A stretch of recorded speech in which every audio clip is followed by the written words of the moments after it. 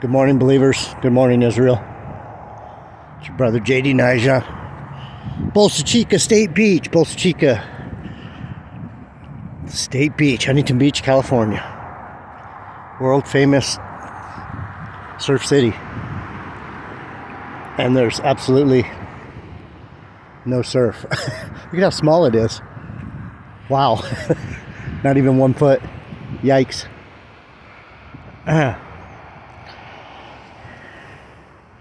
Anyway, I just wanted to give you guys a look at how beautiful it is today. It's really clear. You can see the mountains. You can see Long Beach, Palos Verdes, Catalina out there.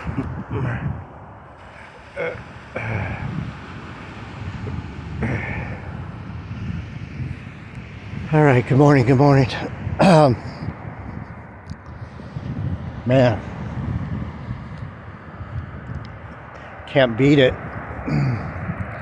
Southern California rocks. I love this time of year. Look, there's no people here. It's completely empty. Oh, beautiful. All right, I'm gonna get back in the truck. It's kind of chilly.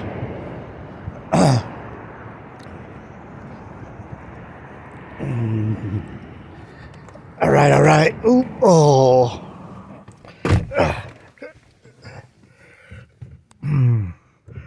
Good morning, believers.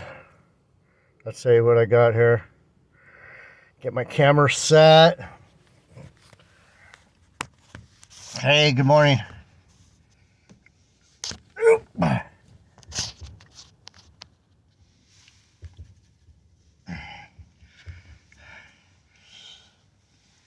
JD Nija, Word of Truth, Bible teaching with Jeff DeLoach. Jeff DeLoach.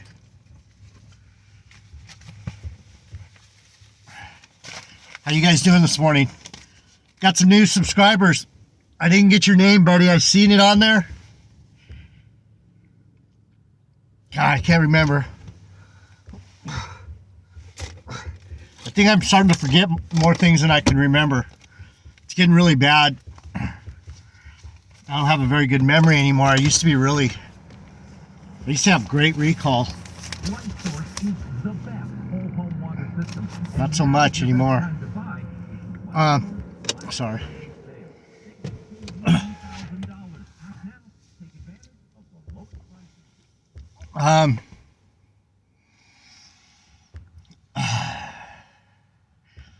Heavenly Father, bless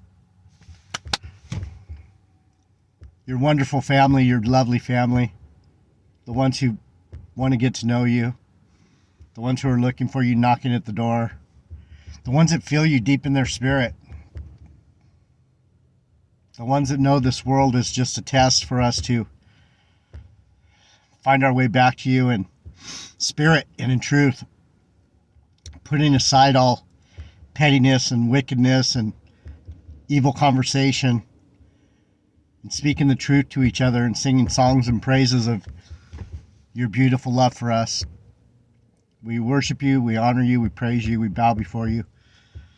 We thank you over and over and over again. And then when we're done, we thank you some more for all you've done for us, all you will do, and all you're doing now. Amen. Hey. Wow.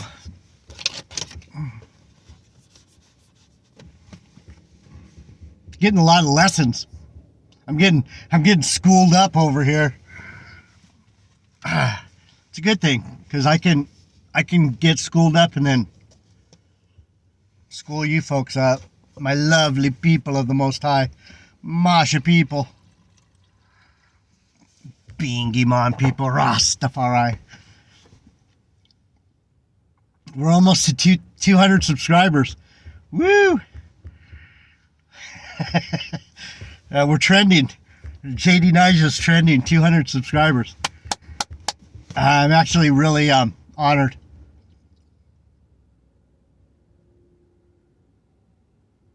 I thought I would get dejected and rejected to the point where I'd give up.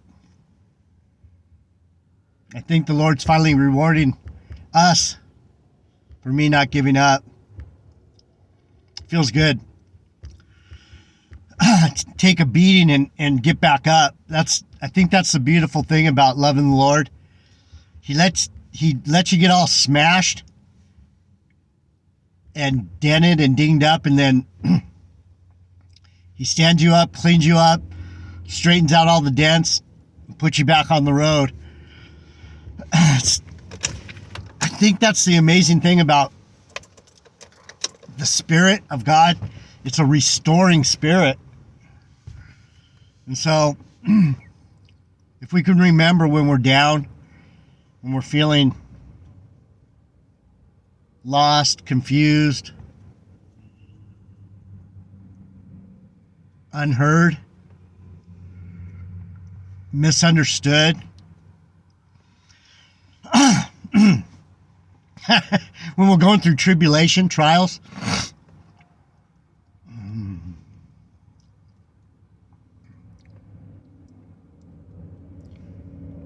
remembering that it'll only last so long, and then he'll set you back on your feet, and you'll be better again.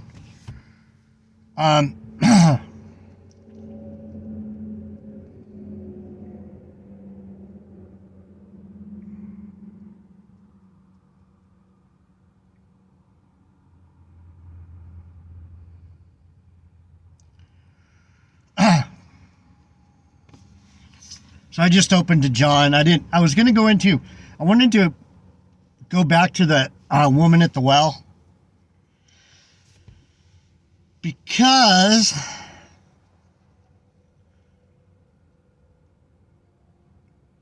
you see,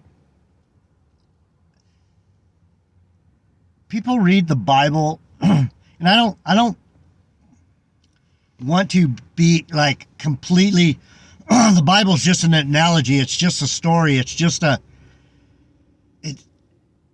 not literal. It's meant to be a spiritual understanding, a literary understanding. It's supposed to be like poetry. Excuse me. Because then we lose the human aspect of how the spiritual plays out in our carnal life. And I'm running into those questions right now really hard about what of the gifts that God gave me can I stand on and not shift down into the carnal and go, no one's going to understand this, so I'm going to have to lower myself. And not only lower myself for that carnal person, but actually shifting my mindset back down into their frequency. And of course, I want to be understood. I want to be loved. I want to have communication, because this is where we can feel like we have a friend or a confidant or someone who cares, someone who sees something we don't see. And that's why the Lord says it's good for two to walk together, because if one falls into the ditch, the other one can pull them out, and so on and so forth. You have someone who's watching your back.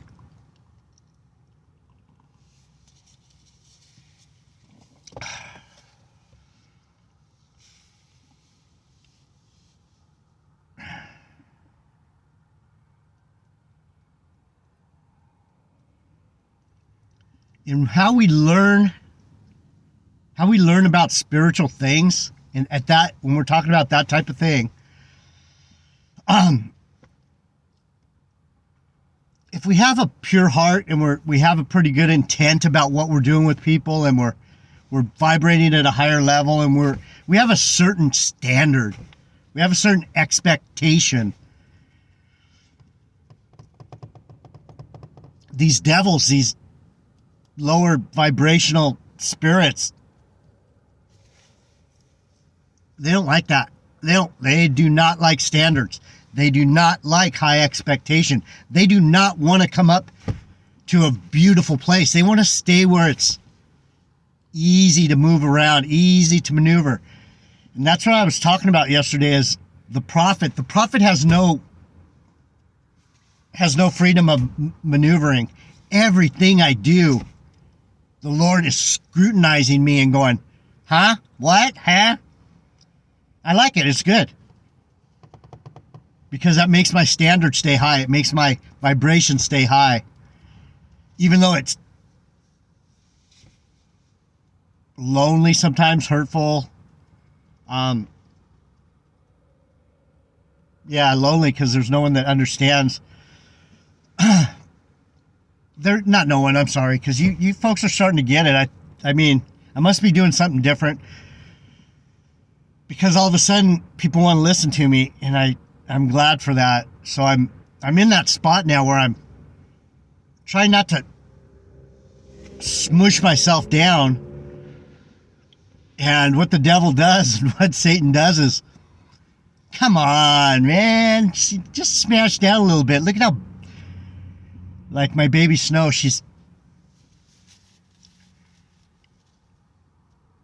I haven't wanted to know someone like I want to know her, and she's not going to give that to me. I think that's what it is about me. I really like people who are hiding themselves, because some of those people are so beautiful, because what they're doing, they're hiding that high standard. They're hiding that high expectation. They're hiding that inner knowledge in them that they just can't put their finger on. And so they get in the carnal, they get in this middle vibration where they're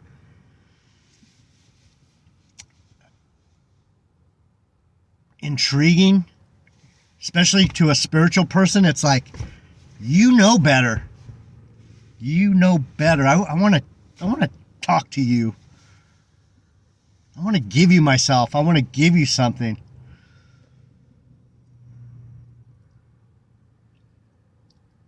And I think that's where the prophet gets hurt and frustrated.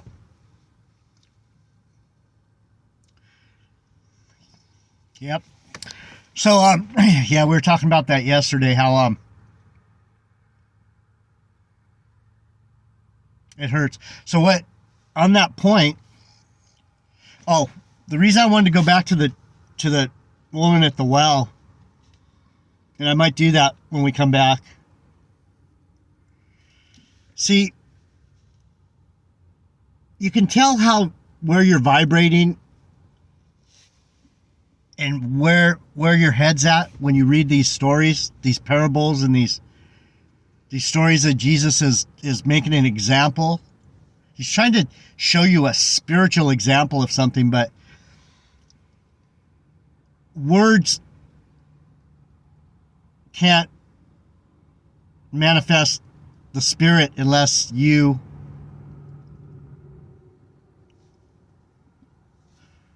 have that vibration where you can understand that the words don't mean what the words mean. They mean something way more. And that's why it's silly. Some of these people, you're better off if you're going to teach the Bible, if you're going to teach the God of Abraham, Isaac, and Jacob, you're better off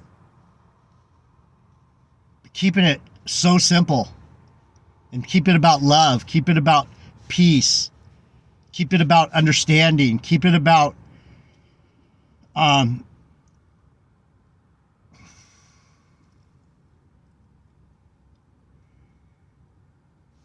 keep it about the spirit and truth. You gotta,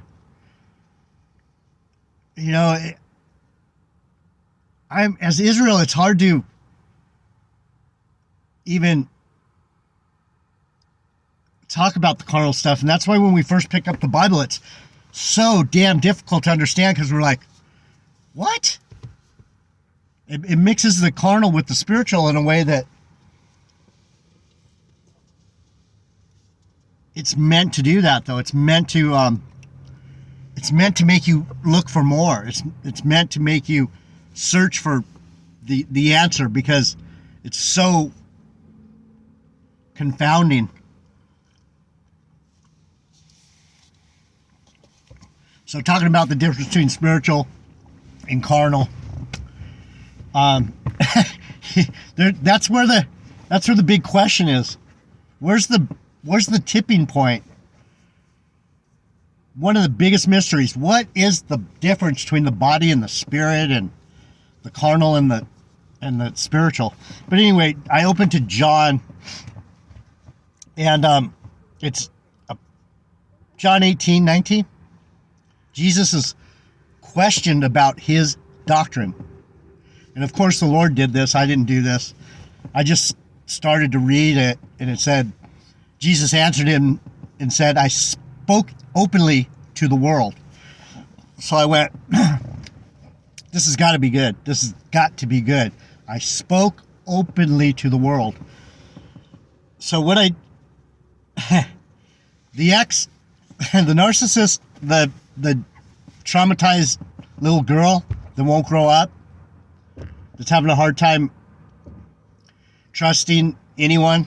She loves me in her own way, and she wants me back, but it's a worldly, grasping kind of love.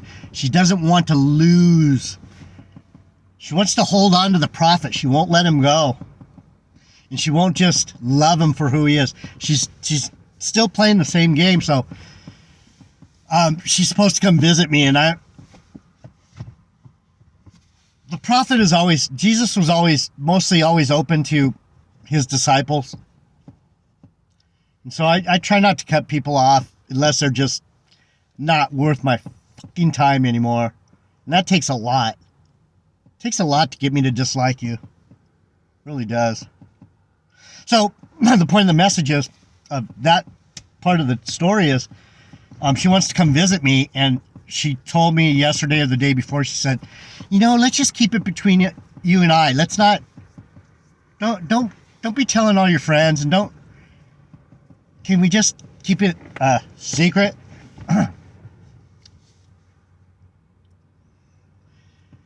And I sent her a song. It's called Kiss and Tell, by a band called The Breakfast Club.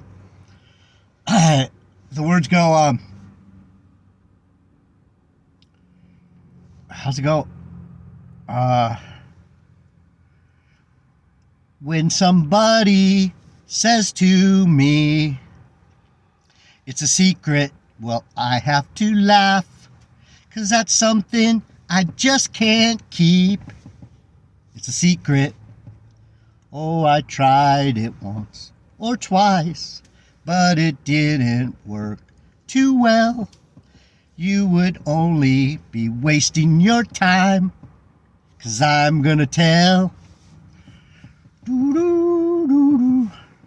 I'll kiss and tell, and everybody's gonna know.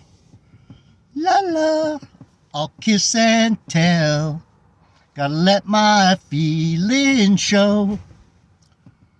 Well, I'm not gonna get down to it till you make your mind up. So make your mind up, mind up, mind up, hurry up, 'cause I wanna kiss and tell.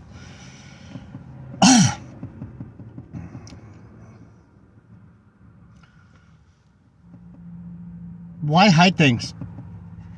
Why? What's the goal of hiding things?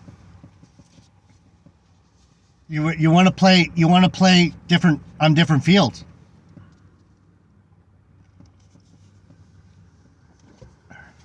The prophet only has one playing field. That's why it's so confining. This is a world full of hiders, liars, secret tellers.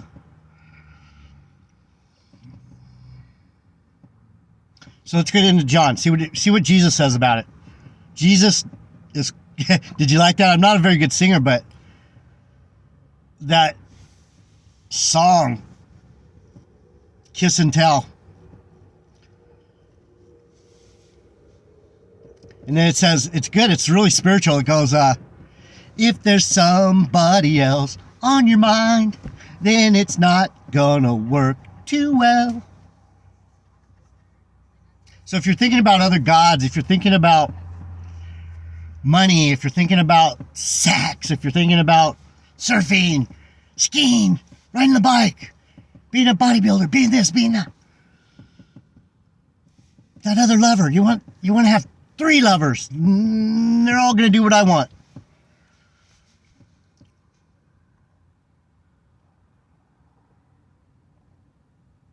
You're messing yourself up. You're not going. See, that's what my baby Snow made me realize.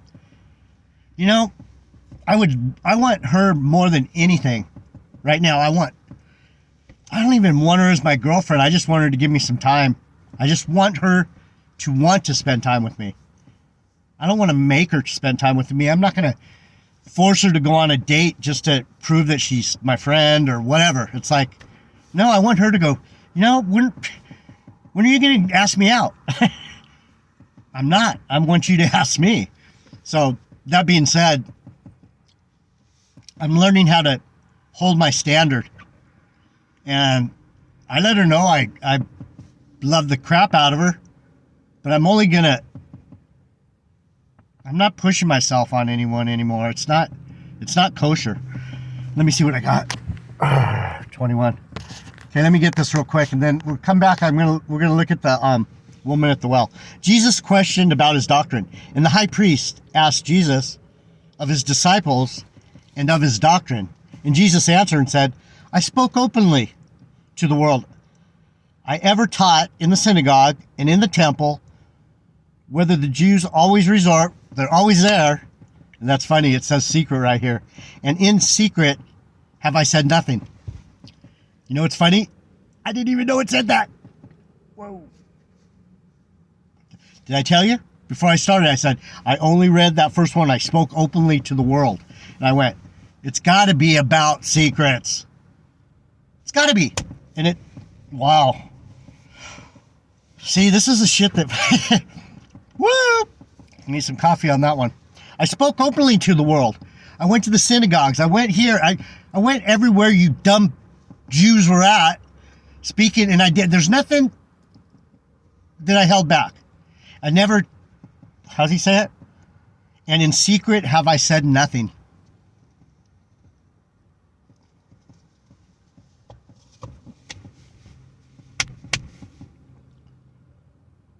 Thanks for being here, guys. Thanks for being here right now. This is the type of shit I'm talking about. It's getting crazy.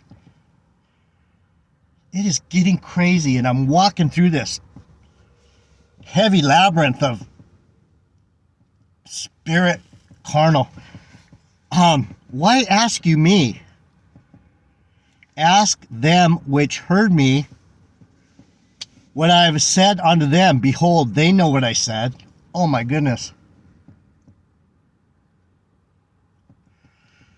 So, this goes back to Tony Baloney and the 10 virgins, the 5 bitchin' ones and the 5 not so bitchin' ones, however the story goes. We know the story.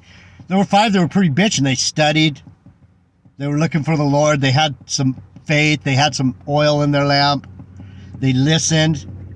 They were thinking about spiritual things.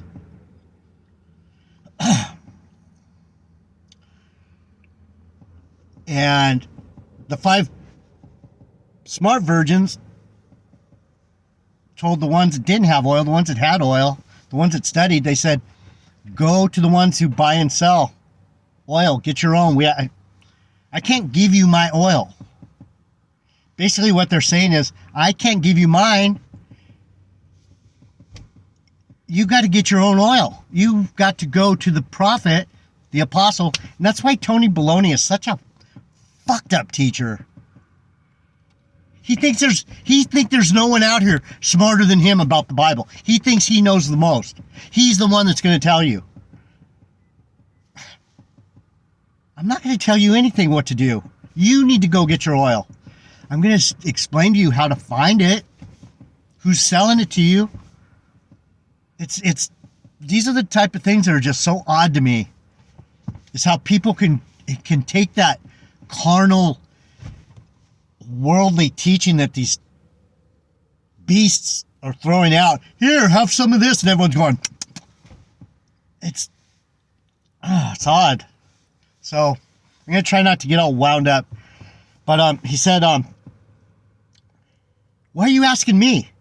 Ask them which heard me what I have said unto them. Behold, they know what I said. I'm one of those guys that listened. Am I Jesus? No. But I heard what he said. That's the point. All I can do is explain to you what I heard.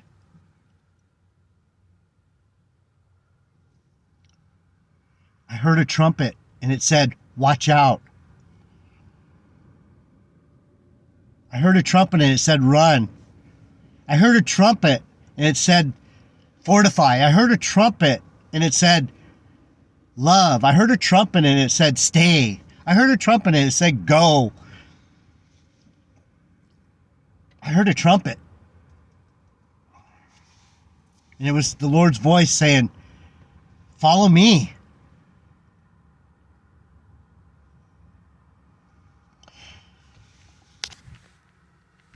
I'll be back. I'll finish this and then we'll look at the virgins again. I'm out.